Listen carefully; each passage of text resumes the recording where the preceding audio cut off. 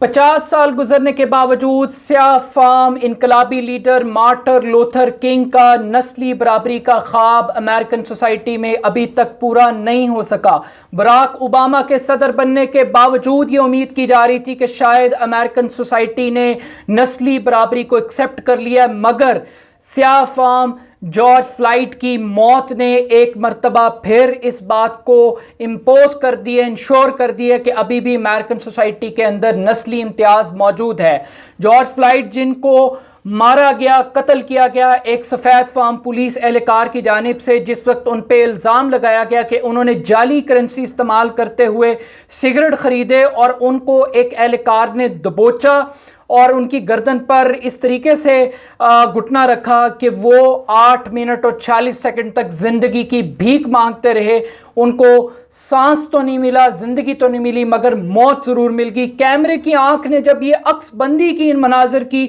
تو پوری دنیا کے اندر ایک ہی نعرہ گونج رہا ہے اس وقت، بلیک لائیوز میٹر۔ 13 دن سے پورے امریکہ کے اندر احتجاجی تحریک چل رہی ہے۔ دنیا کے بڑے بڑے ملک فرانس، جرمنی، اٹلی، اسپین، برطانیہ، ان تمام ممالک کے اندر بڑے بڑے پروٹیسٹ ہو رہے ہیں۔ لوگ بلیک لائیوز میٹر کے سلوگن لگا رہے ہیں۔ لوگوں کے 3 مطالبات ہیں: جارج فلائیڈ کو انصاف دیا جائے، نمبر 2 پولیس ریفارمز کی جائیں، یہ جو مادر پیڈر سسٹم ہے تشدد کرنے کا پولیس کے اختیار، اس کو چیلنج کر رہے ہیں، نمبر 3 لوگ پوری دنیا کے اندر نسلی امتیاز کے خاتمے کے لیے سوال اٹھا رہے ہیں، احتجاج کر رہے ہیں۔ تو یہ 3 بنیادی مطالبات ہیں، اور اس کے نتیجے کے اندر ہو کیا رہا ہے؟ ہو یہ رہا ہے کہ لوگ سڑکوں پہ لیٹ رہے ہیں سمبولیکلی، اور وہ شو کر رہے ہیں اپنے آپ کو جارج فلائیڈ کے ساتھ اظہار یکجہتی کرتے ہوئے، اور وہ یہ کہہ رہے ہیں I can't breathe، کہ میں سانس نہیں لے سکتا۔ گھٹنوں کے بل بڑے بڑے پولیٹیشنز لیٹ کر جسٹن ٹروڈو کی طرح خراج تحسین پیش کر رہے ہیں اس جارج فلائیڈ کو، اور امید کر رہے ہیں کہ یہ احتجاج اب ایک تحریک میں بدلتا ہوا دکھائی دے رہا ہے۔ صرف برطانیہ کے اندر ایک ایسا دلچسپ واقعہ ہوا کہ 17ویں صدی کے ایک ایسے شخص کے مجسمے کو مظاہرین نے نہ صرف گرایا بلکہ پانی کے اندر بہا دیا۔ وہ شخص اس کی شہرت یہ تھی کہ وہ غلاموں کی تجارت کرتا تھا، تو اس کے خلاف یہ اس قسم کا غصہ ہمیں نظر آ رہا ہے۔ مگر عام بات یہ ہے کہ امریکن سوسائٹی کے اندر پولیس وائلنس کا یہ کوئی پہلا واقعہ نہیں ہے۔ امریکن سوسائٹی کے اندر ہر سال 1200 افراد پولیس تشدد کے دوران قتل ہو جاتے ہیں، اور محض 99% آفیسرز کے خلاف بھی کسی قسم کی کوئی کارروائی نہیں ہوتی، کیونکہ ان کو استثنا حاصل ہوتا ہے۔ میپنگ پولیس وائلنس کی رپورٹ کے مطابق امریکہ کے اندر 2013 سے لے کے 2019 کے دوران 7686 قتل کے واقعات ہوئے ہیں پولیس تشدد کے نتیجے کے اندر، اور محض 99 آفیسرز کے خلاف قانونی کارروائی کی گئی، جس میں سے صرف پولیس کے 25 آفیسرز کو معمولی سزائیں دی گئیں۔ اس کا مطلب یہ ہے کہ کوئی 1% بھی یہ سزا نہیں بنتی۔ تو یہ جو ایپٹیچیوڈ اور یہ رویہ یہ افسوسناک ہے۔ اس پروٹیسٹ کے بعد وائٹ ہاؤس کو جانے والی سڑک کو بلیک لائیوز میٹر پلازا کا نام دے دیا گیا ہے، اس سڑک کو بدل دیا گیا ہے۔ اس کے ساتھ ساتھ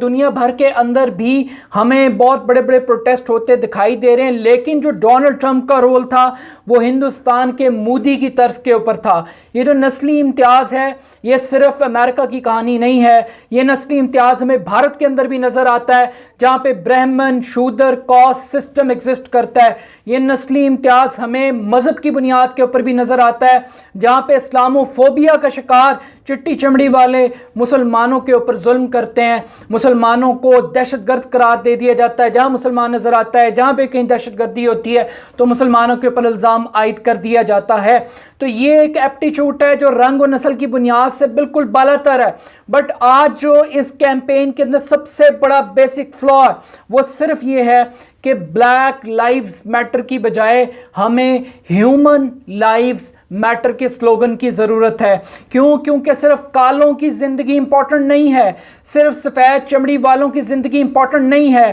زندگی کشمیریوں کی بھی امپورٹنٹ ہے، زندگی افغانستان میں بسنے والوں کی بھی امپورٹنٹ ہے، زندگی عراق میں بسنے والوں کی امپورٹنٹ ہے، زندگی شام میں بسنے والوں کی امپورٹنٹ ہے،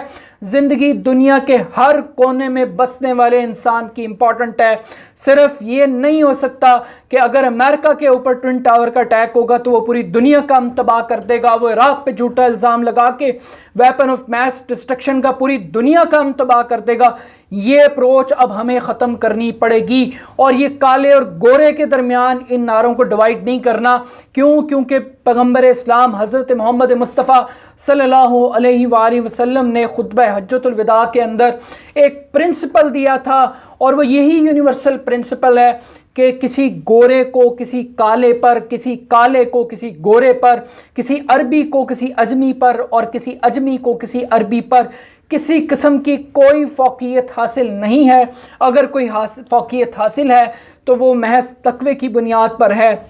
محض پرہیزگاری کی بنیاد پر ہے۔ اب اسی پرنسپل کو اڈاپٹ کرتے ہوئے ہمیں پوری دنیا کے اندر ہیومن لائفز میٹر کے سلوگن کے ساتھ آگے بڑھنے کی ضرورت ہے۔ بٹ امپورٹنٹ بات یہ ہے کہ جو پولیس وائلنس ہے یہ صرف امریکن سوسائٹی کے اندر نہیں ہے۔ اگر میں پاکستان کے ساتھ اس کو ریلیٹ کروں تو یہاں پہ بھی ریاستی پولیس گردی ہمیں ہر سال کے اندر ایک بہت بڑا سانحہ دے کے جاتی ہے، چاہے وہ سانحہ ماڈل ٹاؤن ہو جس میں پولیس اہلکار دن دہاڑے گولیاں مار کے لوگوں کو قتل کر دیں لیکن کسی کے خلاف کوئی کارروائی نہیں ہوگی، ریاست کمزور ہے۔ سانحہ ساہیوال کے اندر کیمرے کی آنکھ نے دکھایا کہ کیسے گولیاں مار کے ایک بے گناہ خاندان کو مارا گیا مگر کسی کے خلاف کوئی کارروائی نہیں ہوئی۔ یہاں پہ صلاح الدین کو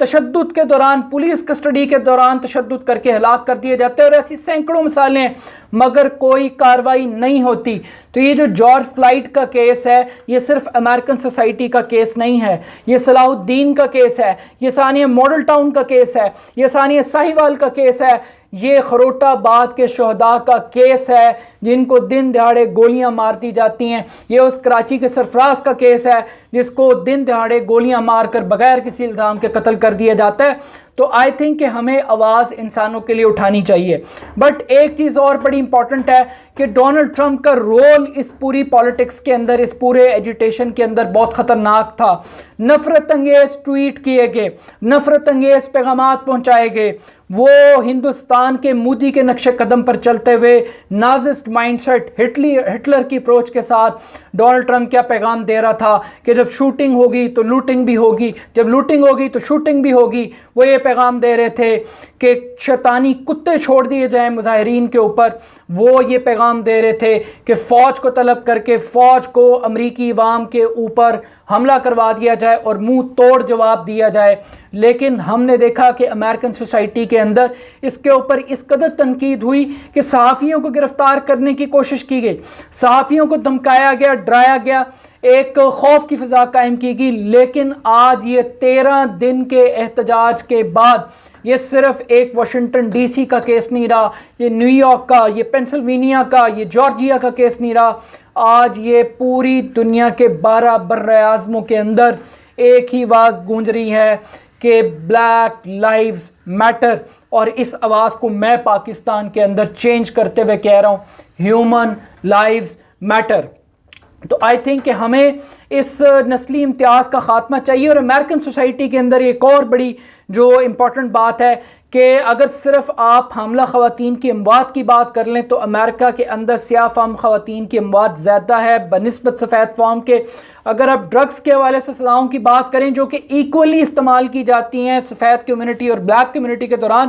وہاں پر بھی سزا صرف کالوں کو دی جاتی ہے، ریشو کے حساب سے بات کر رہا ہوں۔ اس کے ساتھ جاب اپرچونٹی، سیلری پیکیجز کے حوالے سے بھی ایک امتیازی سلوک ہمیں نظر آتا ہے۔ تو یہ وہ امتیازی سلوک ہے جس کے خلاف آواز اٹھانے کی ضرورت ہے۔ بٹ آئی تھنک کہ مارٹن لوتھر کنگ کا وہ خواب کہ جارجیا کے سرخ پہاڑوں پر ایک دن سفید آقاؤں کے بچے اور غلاموں کے سیاہ فام بچے ایک دوسرے سے گلے ملیں گے،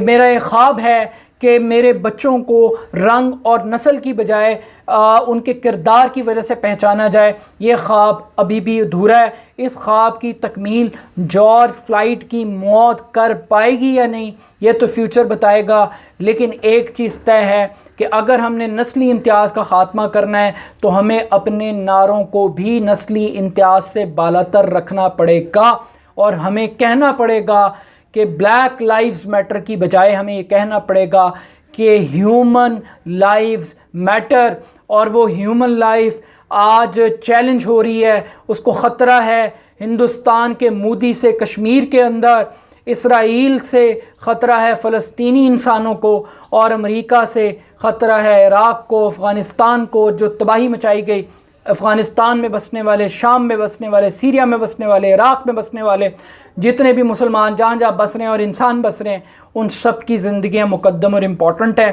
تو آج اس تحریک کو، اس قربانی کو کسی ایک پولیس، کسی ایک نسل، کسی ایک رنگ کے مطالبے کے طور پہ نہیں، بلکہ پوری دنیا کے گلوبل انسانوں کے طور پر اس تحریک کو چلانا چاہیے، کیونکہ ہیومن لائفز میٹر۔